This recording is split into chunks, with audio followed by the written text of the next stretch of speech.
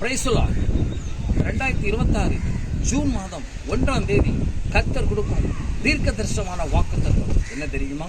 யாத்திராகமம் 34ஆம் அதிகாரம் 10ஆம் வசனம் இப்படியா சொல்கிறது, நான் உன்னோடு கூட இருந்து செய்யும் காரியம் பயங்கரமாய் என்று கர்த்தர் சொல்கிறார். மோசையை கொண்டுதான் கர்த்தர் செங்கடலை பிளந்தார். ஆமென். மோசை சொல்றான், ஆண்டவரே நான் திக்குவாயும் மந்த புத்தி உள்ளவன், என்னால் முடியாதுன்னு சொல்றான். அந்த மோசை, அந்த திக்குவாயும் மந்த புத்தி உள்ள அந்த மோசையை கொண்டுதான் கர்த்தர் செங்கடலை 2ஆக பிளந்தார். பிரியமானவர்களே, இன்றைக்கு நினைக்கலாம் நான் பலவீனமான பாண்டமாக இருக்கிறேன்னு, என்னால் நிற்க கூட முடியல, நான் எப்படி இந்த ஊழியத்தை செய்ய போறேன், நான் எப்படி என் குடும்பத்தை நடத்த போறேன்னு சொல்லி நீங்க நினைத்து கொண்டிருக்கலாம். அவர் பலவான்களை வீழ்த்த பலவீனமான பாண்டங்களை தெரிந்து கொண்டார். எனக்கு அன்பானவர்களே, இந்த மாதத்தில் அந்த 2026 ஜூன்ல ஒரு பெரிய காரணம், சாதாரண காரியம் இல்லை, அசாதாரணமான காரியம் உங்களை கொண்டு செய்ய போகிற பிரியமானவர்களே. இதை பார்த்து கொண்டிருக்கிற வாலிபன், ஒரு வாலிப தம்பி, நீ நினைக்கிற நான் ஆண்டவருக்கு நான் ஊழியம் செய்யணும்னு நினைக்கிறேன், ஆனா என்னால முடியலையே நினைக்கிறேன். ஆனா கர்த்தர் சொல்றாரு, உன்னை கொண்டுதான் இந்த மாதத்தில் பெரிய காரியங்களை கர்த்தர் செய்ய போகிறார். ஒருவேளை அதை பார்த்து கொண்டு கர்த்தருடைய பிள்ளைகளை,